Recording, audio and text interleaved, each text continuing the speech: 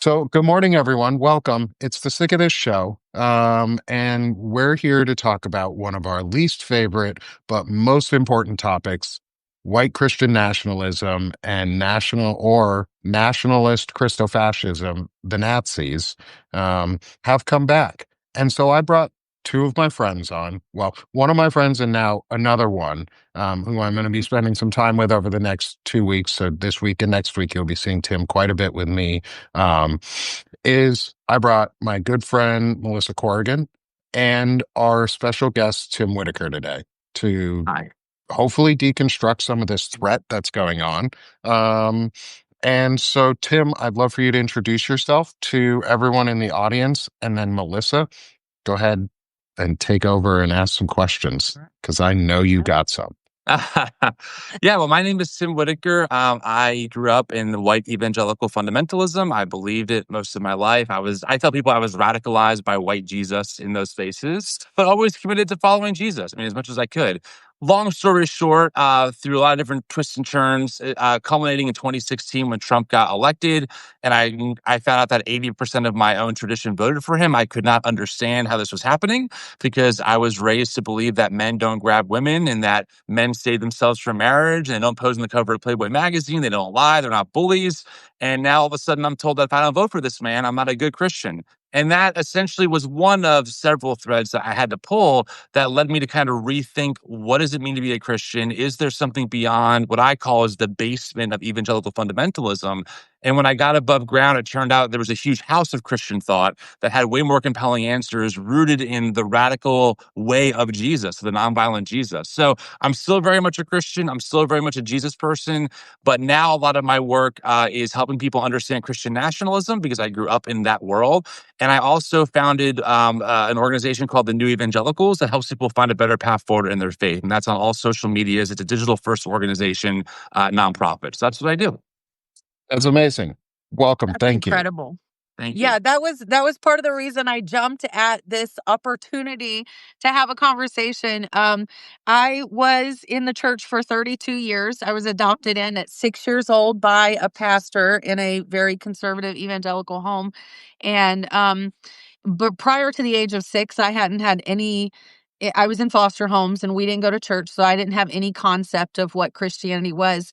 And it literally took 32 years of my life to determine that while I love the work of Jesus, I myself do not fundamentally believe in the theology of Judeo-Christian worship. And so and that was and it took like a lot of pain to get to the point to just be very radically honest with myself that I don't believe this.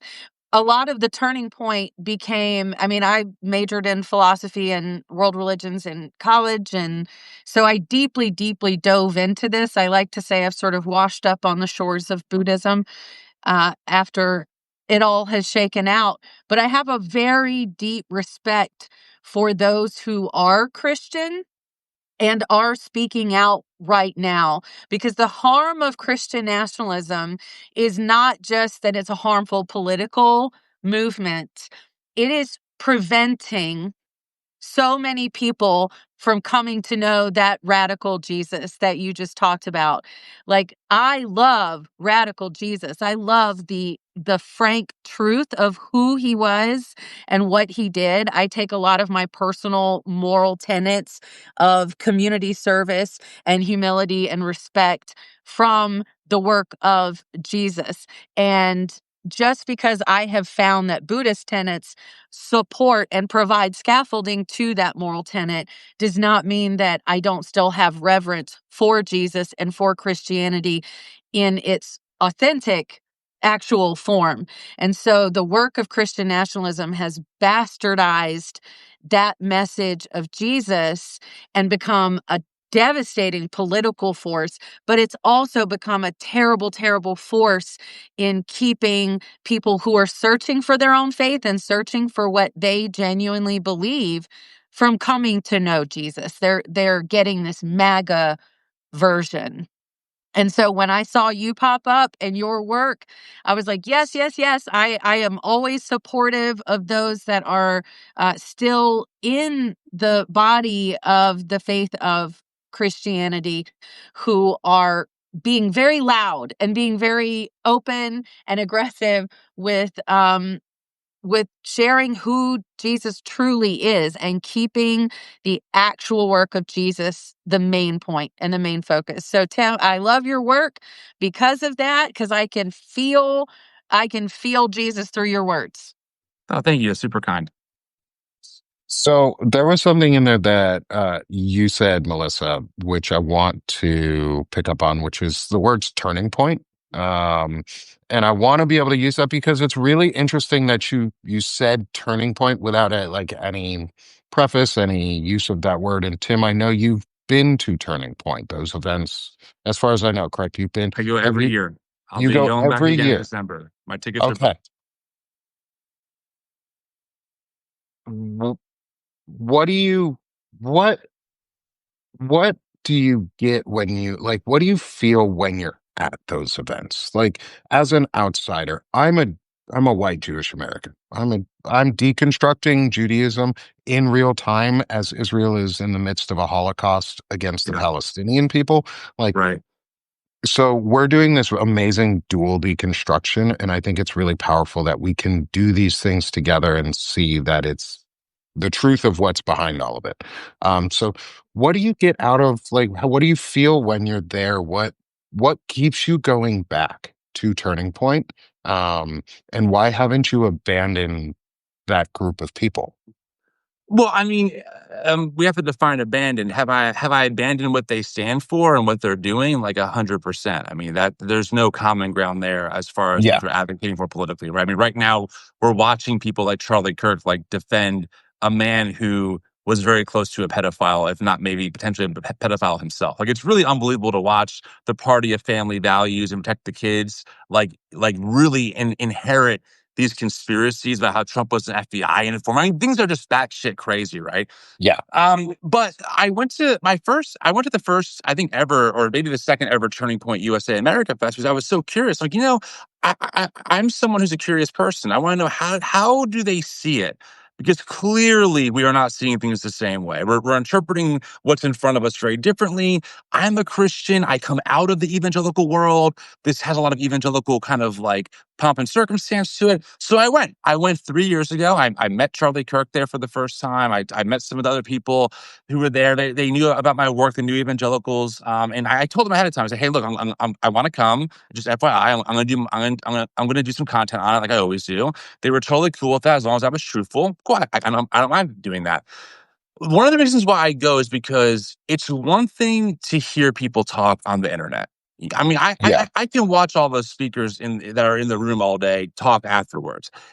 I'm trying to capture what's the energy, what is like the vibe, what's the attitude that brings now it's like 25,000 people to descend in Phoenix, Arizona to make America great again. Like, and most if not all are Christians, you know. So what is drawing people who were also radicalized by my tradition to endorse things like the Great Replacement theory, right? I mean, I've been there watching Vivek Ramaswamy and Charlie Kirk say the Great Replacement theory is real, and I'm like, oh my God, this is literally a Grand Wizard KKK talking point, and these Christians are applauding that, right? I was there when Steve Bannon called Nikki Haley as ambitious as Lucifer, and then after he got off the stage, a Christian worship band came up to lead the people in worship to a crucified Jesus who was killed by the empire, right? You're like, wow, like how does this work?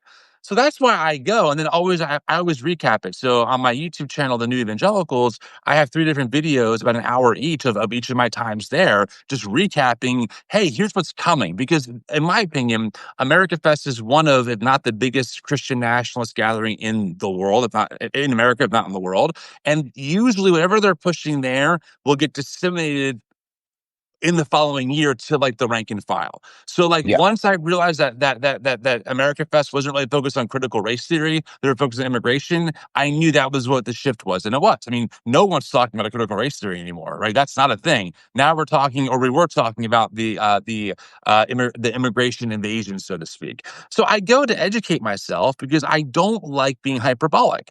I grew up on talk radio, right? And I don't want to sound like Rush Limbaugh. I don't want to sound like Sean Hannity, just saying things about how we're on the brink of disaster if it's not true. So I go so I can say, look, I've been in the rooms when they say this. I'm not making this up. I'm not twisting their words. Here's the receipts. They literally are parroting these talking points. So that's really why I go. It just helps me kind of know what's going on. And frankly, last thing I'll mention is that it creates a human connection, meaning the people I meet are reminded that I'm not just some face on the internet and that I'm not someone who wants to destroy their family or who wants to groom children. And I'm reminded that these are not Christian nationalist robots. They have families. They get pop culture. They get my inside jokes about church culture. They get office references, right? They are human beings. Maybe we even share some of the same music preferences. And that's a reminder that I don't want to dehumanize my political opponents because that's what they're doing, right? And once we start dehumanizing, it puts us on the same path that they're on, which always leads to violence, and that's what I don't want to do. So it's definitely a razor's edge. It's a balancing act, right? We want to oppose what they're doing, but also remember that once we start calling them monsters or demons or evil, then it makes it a lot easier to think about, well, is the violence necessary now? Like maybe we have to get more violent towards them because they're not as human as we are. So I really try and balance that personally. You do you have, like, when you go to events like that, do you try to stay away from one-on-one sort of conversations that may turn a little explosive, or do you have those conversations? Oh, I look for them.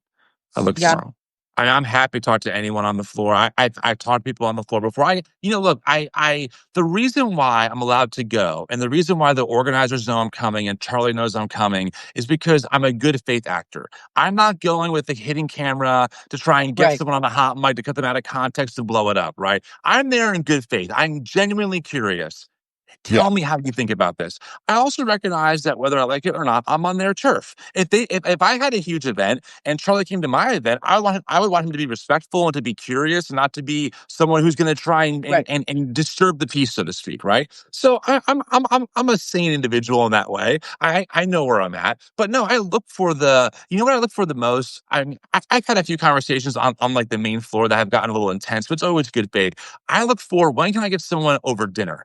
When can I get someone over drinks? Because that's when you find shockingly common ground. I'll give you one example. I won't tell you who it is, but there's someone that I meet there every year. She's pretty big in that world.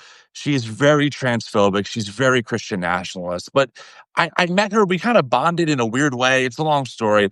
And every year we look forward to seeing each other. We give each other a hug. And I get her for drinks. And I have found her incredibly sane and reasonable on many issues, like affordable healthcare being a universal right. I'm like, what are you doing here? Like, I'm so glad we agree. I've been to Turning Point USA pastor summits where I've gotten all the pastors over. I got a few pastors over coffee. We all agreed that the predatory student loan system should be abolished and that education should be affordable. I'm like, okay, what are we arguing over, right? So you end up finding weird points of common ground interpersonally, and that keeps the relationship. Then they are safe with you, so they can tell you how they really feel, and then you're giving your audience firsthand accounts. That's kind of how this cycle works, in my opinion. Right. Do you have, just curious, do you have kids? I do. How did because when I left the church, the kids were the timeline was very similar to yours. We had an extremely patriotic service at our church, and the church had been going Christian nationalist very rapidly and openly endorsing Trump from the pulpit. And then we came in one day, and there was patriotic music wafting out of the sanctuary, and there were flags everywhere, and they asked us to stand and pledge the allegiance to the flag that was placed in front of the cross. And that was my last day. I could not stomach it, because even though I was already cognitively at the point of really accepting that I don't truly believe this theology, it still is incredibly disrespectful to the theology to do that in a house of worship. And so that day I took my kids out, who at the time were 12, 9, and 7. And then there were conversations in our house about why we were no longer going there. And of course, there was a lot of hurt involved because we immediately lost our community. We lost all of those friends Yeah. that they had made. We were homeschooling at the time, so their social structure was sports and church. Yep. I get So, that. they lost a lot in that transition. And that's really been an open-ended conversation for 8 years now. And carefully giving space for them to still have their journeys. My son, coincidentally, my trans son, has said he is still Christian. And so we have found a Universalist church that we both go to, and we both get something from that. But how did you manage those conversations in your home? Well, I hate to be the dud here, but my kids weren't even born yet when I got kicked out of my church. So mine now are our Uh, oldest was like 5 months. So right now we have a 3 and a 5 year old. So we haven't really had that issue necessarily.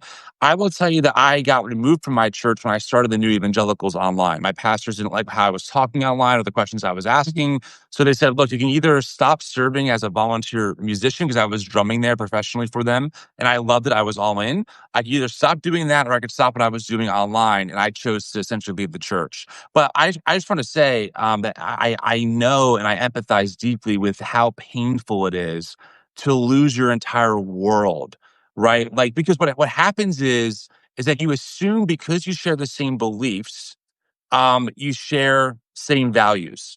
And then you realize that you don't.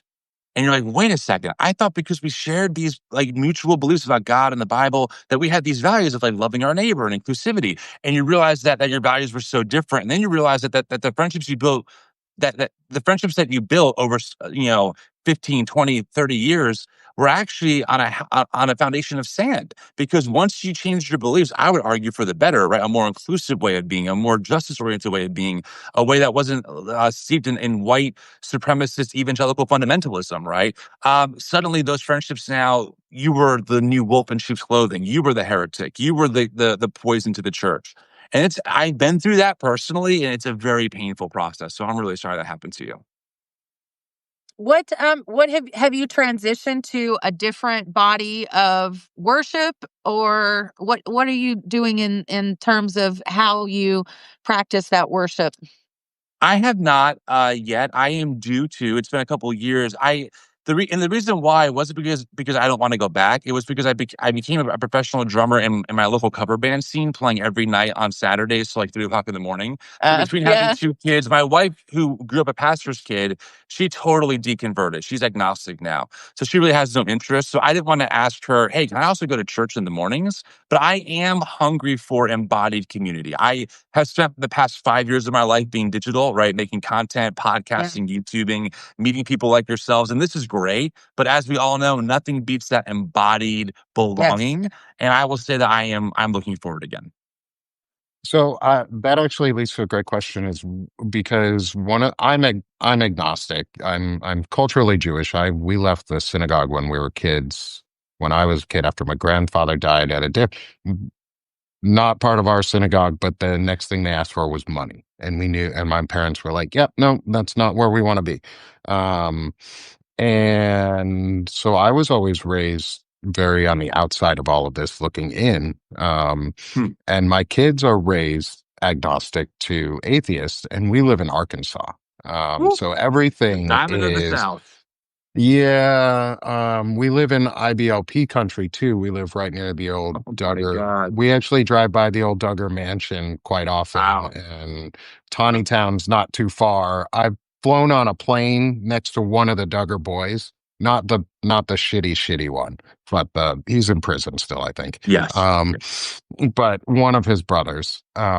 Didn't talk to him because I was like, I don't want to talk to this dude. Like, this is Right. some random ass. But anyway, like, what are you thinking on the community side? Is that's something I've talked about too, is like there's not a lot of community, like communal things anymore. We don't have Boy Scouts or Girl Scouts as much. Like, they lost their luster and they became really, they had their own pedophile incidents and accusations that were very credible. And churches have lost their safety for a lot of people. Like, I don't see them as a safe communal center anymore. How can we help confront that? Like, I don't want to push religion away. I don't want to push religious people away. I love the teachings of it. I grew up on Judeo-Christian Islamic values, like all three. They're all very similar to each other, and I grew up on them, and they shaped who I am. How do we help from your opinion, as someone who's much more faithful than I am, and who could help show religion in a light that is positive again, and faith in a way that is positive, how do we encourage those spaces that we can be together quickly and help bring them into our spaces too, not just for us, but for folks who are in the nationalist circle now to help deconstruct? Hmm. Is that for me or for Melissa Mm, or either? Either, either. But Tim, I'll I let just you. I remember the movement in the early 2000s for home churches. Like there was a real pop-up of home churches for a while Yep. there. And I Yep. think that's probably going to happen again. I think people are going to start meeting in their homes. People are desperate for community. I had a meeting last night for the book club, and that became very apparent to me in a very serious way that people are hurting and they are desperately seeking connection with community members that are like minded. So I really see a resurgence of something like home churches. Yeah. Man, there's so much to say on this. So, I mean, let's just start real big picture. I like being data driven.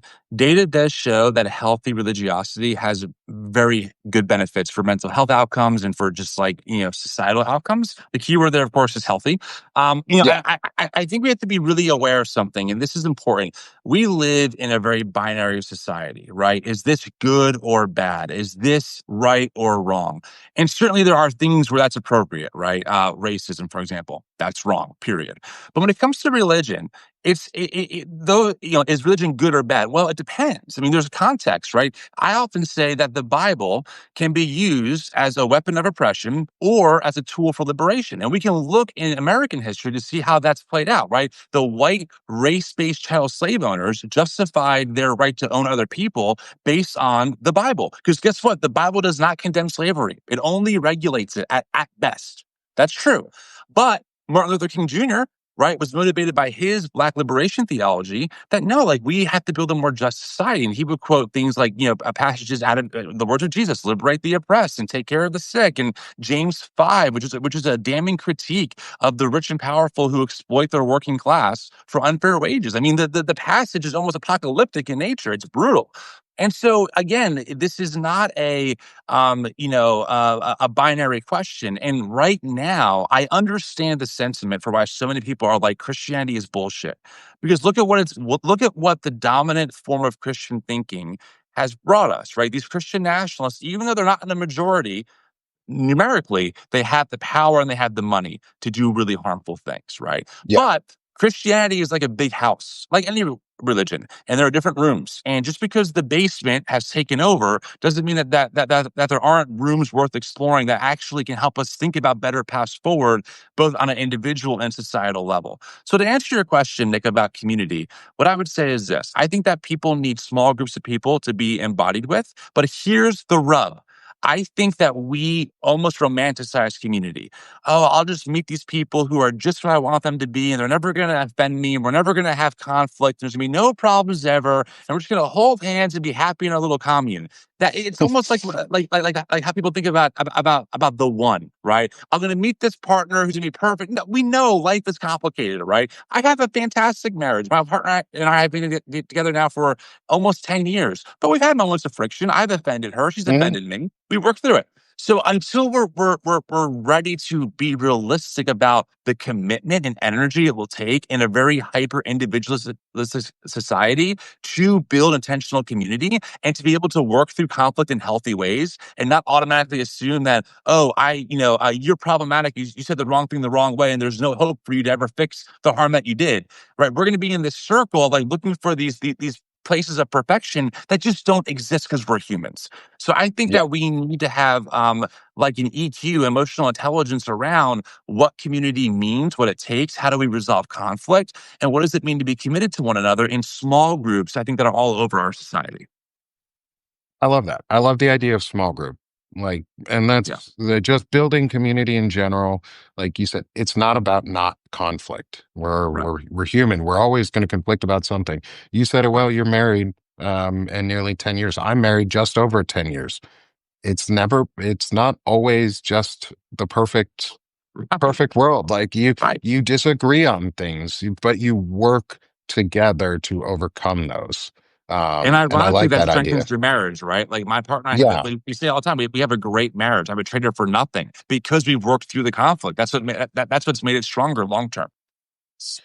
How do you how how do you see possibly using, like, you go to Turning Point and you and events like this and you go in good faith. And that's good. That's important that you go in good faith and you talk to them in good faith. You talk and you've made friends, and people there are human. Like you said, they're real people. And I think you might consider some of them at least friendly and friends in the time that you're there, like in the space.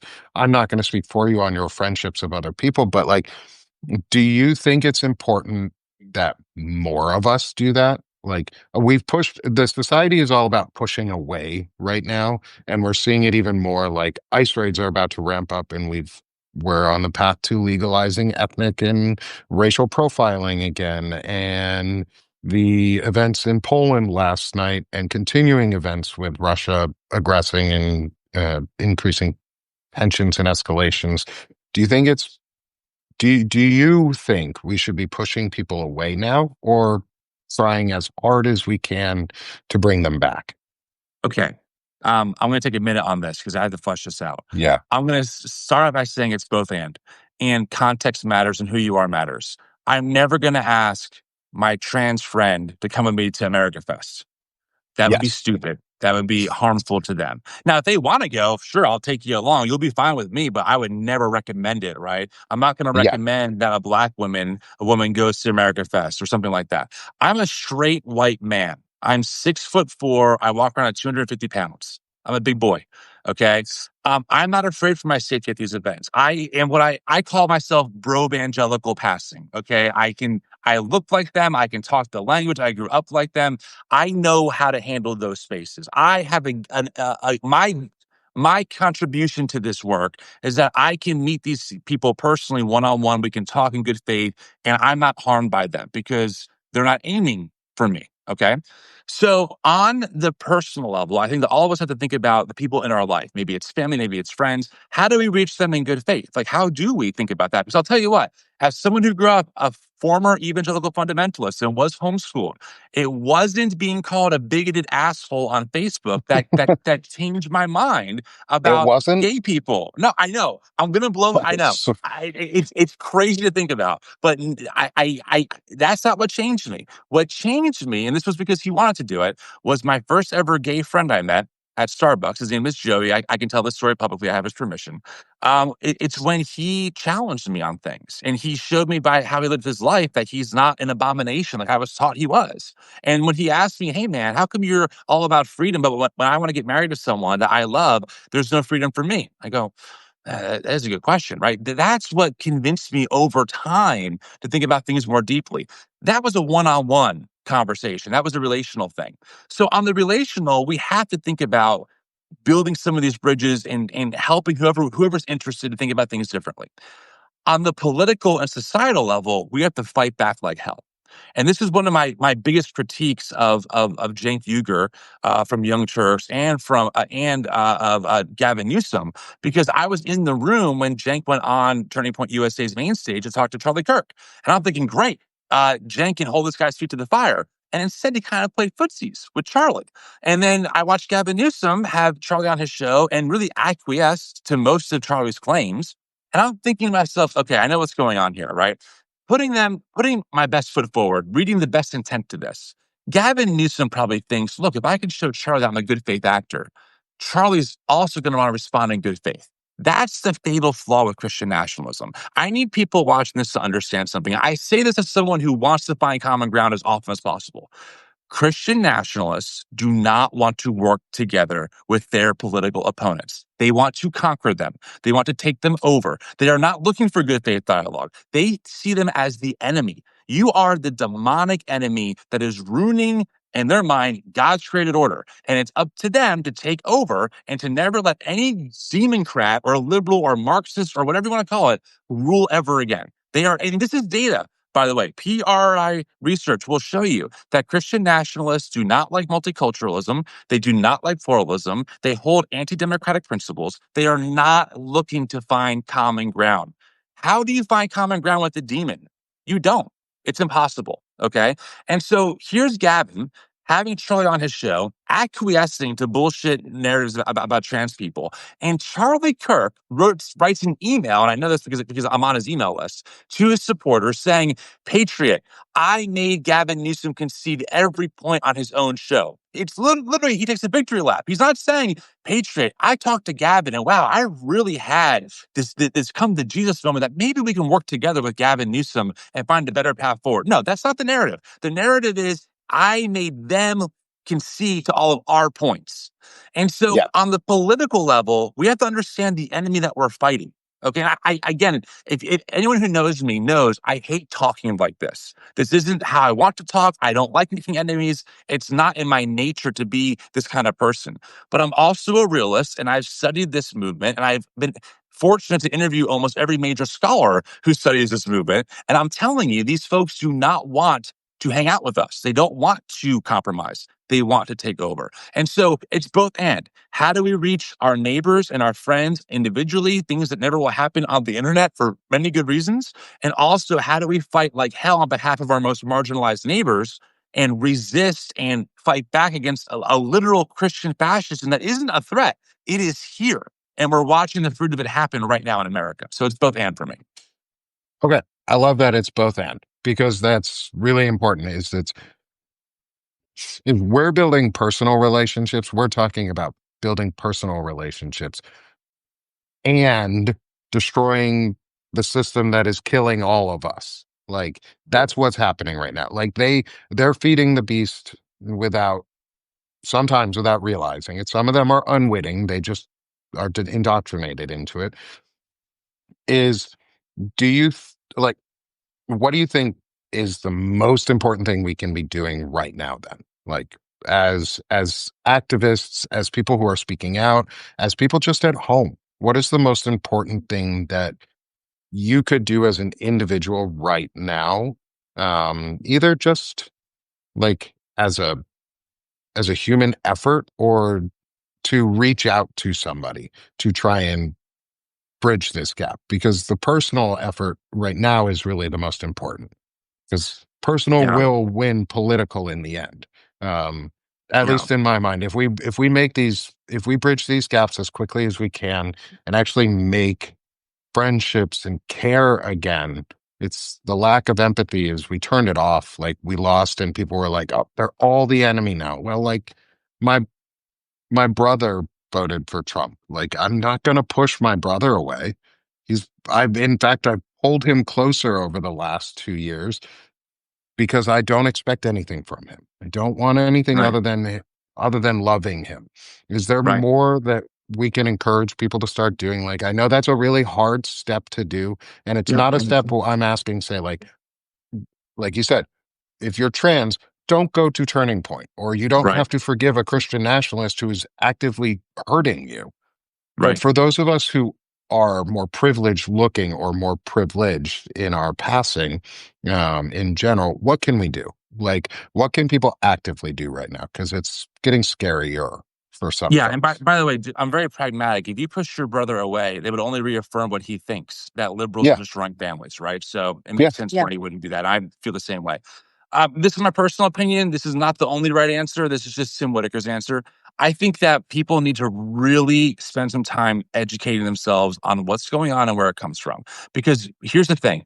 The people who are given into the MAGA cult, and that's what it is. It really is a cult at this point.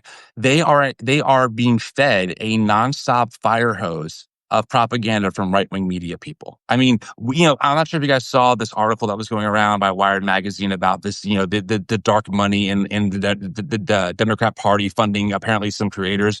Oh, Look, for I chorus. Yep. yeah, Yeah, okay. yeah. I know, and listen, I don't know if people are leftists or if they're gonna like this or not. I don't care. That's fine. But if you think that's a problem, wait to understand the billionaire war chest of Christian nationalists. Because frankly, I'm so pragmatic. I do not give a shit if a few creators make $8 grand a month. And trying to at least stop what's happening right now on a democratic level. Because the billionaire war chest that is funding PragerU, Turning Point USA. Oh no, we lost Melissa. Oh, maybe I offended her. I think her phone died on. Melissa, I'm so sorry. You're really, I didn't mean what I said. But, but what I'm saying is like, if you're concerned about the dark money funding chorus, wait till you find out about PragerU and Turning Point USA and all the other groups, the Alliance Defending Freedom, all the other groups that go under the radar that are working behind the scenes to inherently change how our government functions and how it Yeah. privileges white Christian supremacists over anyone else. So I think that we have to start with education. Please spend some time, get some audiobooks, read the book.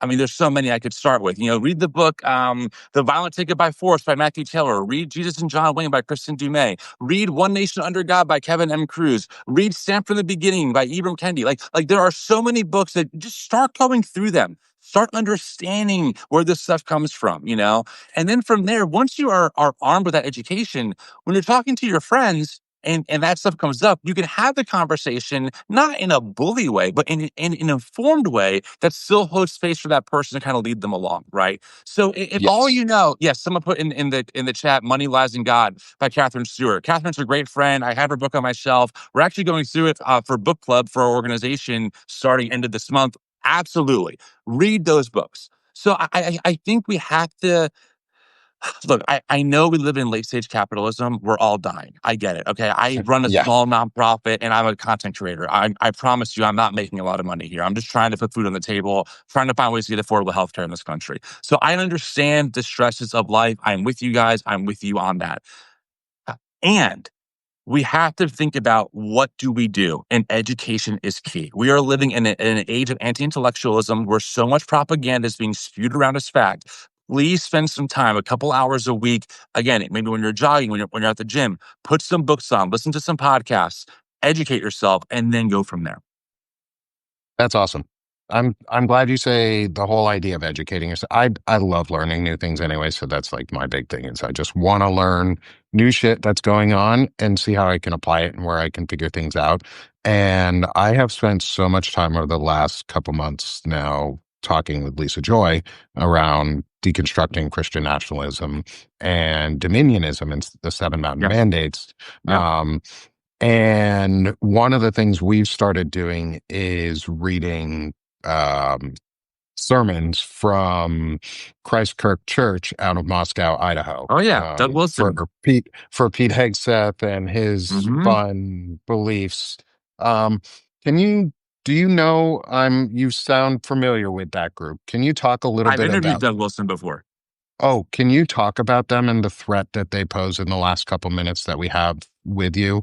Because Pete Hegseth is super dangerous, and I'm a veteran, and he's destroying the military, and he's turning it into, in my opinion, a crusader force. Yes, he is. You're right. You're right. Yeah. So could you talk about Doug Wilson in that group? Yep. Yeah, I'll make this very succinct. So, and I think I'm coming back to talk to you at some point, right? Or am I coming back on here? Yeah, next week. Next week, we actually have you both Tuesday and Thursday. Right. So maybe we can dive into the difference, some of the nuance in Christian nationalism, because this is kind of one Yeah, side of the coin. absolutely. So Doug Wilson comes from this Christian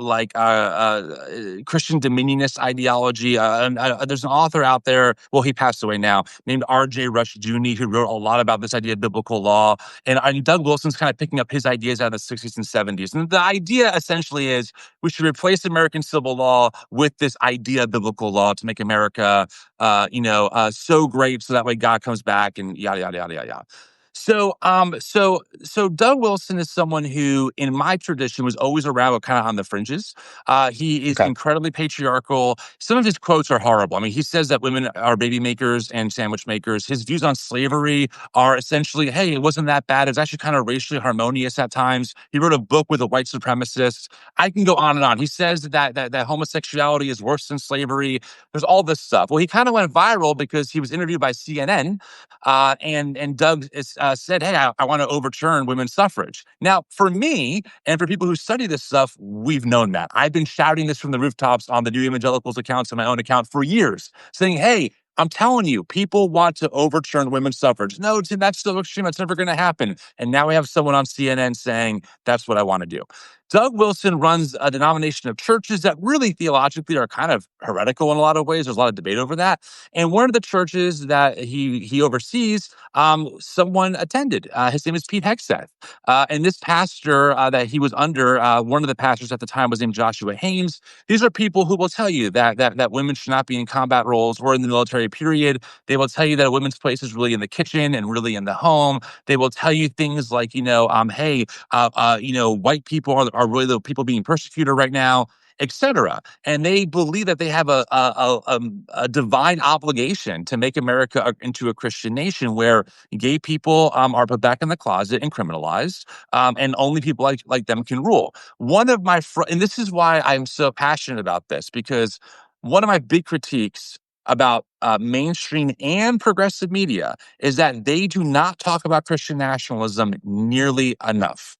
And one of my major problems with Pete Hegseth's confirmation hearing was that not one congressperson asked Pete Hegseth about his theological views and his ties to Doug Wilson, because Pete has said he's a huge fan of Doug Wilson. Doug Wilson has discipled him. In fact, Doug Wilson has planted a church in Washington, D.C. that Pete Hegseth attended a few weeks ago, right? And this is who he's listening to.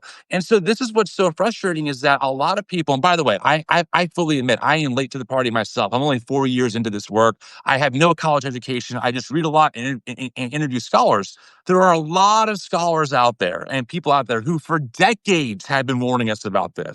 And it's been going under the radar, right? And so that's who Doug Wilson is. He's a militant Christian nationalist. He embodies the term. It's linked to racist ideas, patriarchal ideas. They want women's suffrage overturned. They believe in like a one household vote idea. Doug Wilson is someone, to give you guys an example. And by the way, he essentially defended this in his interview with CNN. Don't mind. I hope you don't mind me plugging my own show, but I do a show with my friend April called Tim and April, the Tim and April Show on YouTube and podcast, and we just went through the full 30-minute interview with Doug Wilson, so you can listen to our response, part one and part two. But in that interview, this person, the journalist says, "Hey, you married off a pedophile in your church to a woman in your church, and that man reoffended with their infant." That's a true story, by the way. Doug Wilson did that. He married off a man who he knew was a pedophile to a woman in his church. And when they had their infant, that man reoffended again. Okay. And Doug Wilson essentially downplays it. Hey, I didn't force them. They knew what was going on. That's the kind of people we're talking about. The same people who will tell you that drag queen story hour is grooming children somehow has no moral conviction that maybe marrying off a known pedophile to a woman in your church is a bad freaking idea. Right. Yeah. So that's why I rant about this shit all day on my Substack and on my Instagram and on YouTube, because people don't understand the level of depravity and the level of militant religious zealotry we are dealing with here. This is not a democratic ideal. This is not something that both sides. There is no both sides. There's one side, their side. It is essentially, I am careful not to say this often, Nick, but if you'll forgive me, because I don't want to ever feed into any kind of Islamophobia that's already in our society. But it really is like a Christian ISIS is a way to think about it. This is, it's a very extreme militant sect that wants total control over America. And that really is a distortion, and I would argue is antichrist compared to what Christ actually teaches. Yeah. And to even double into that themology, it's the Netanyahu regime in Israel. It is the militant Zionism and death cults that are authoritarian regimes just in general. And it's not so much about the religion itself, it's about the people who are controlling it and using that religion for their power. And we have evil people doing that. And I'm so glad we got to talk about this so far today. And I cannot wait till next week to talk to you more. So tune back in next week, everyone, Tuesday and Thursday at 4 p.m. Eastern. Lisa Joy and myself will be hosting Tim twice for 2 incredible deep dive shows where we're just going to keep going into this because it's like you said, it's a problem, and Bro, it ain't coming, it's here. it's Um, here. it's Nick, been here thank you for a for having while if me. you This live was in a really red great. state too. Yeah, Thanks for letting me absolutely. rant and rave on your live. Oh, that's kind of what one of the best parts about this is I get to rant and rave, so why not let other people do it? I'm all Especially about it. when we agree on it too. Like 100%. it's dangerous, and I'm so glad you're talking about it. And we'll keep in touch after, and maybe I'll get your Fun. podcast info so I can link to it on YouTube from our show notes, so you Great. have easier visibility on it and you can get more out. Perfect. So like I said, the more we talk about it, the more we know, the less they can hide. That's right. So thanks, Tim. I hope you have a great rest of your morning. And as always, everyone, let's stop being sick of this shit and let's start doing this shit. Free See you next Palestine. time. Free Palestine and stop the genocide. Yep. Thanks, y'all. Have a great day.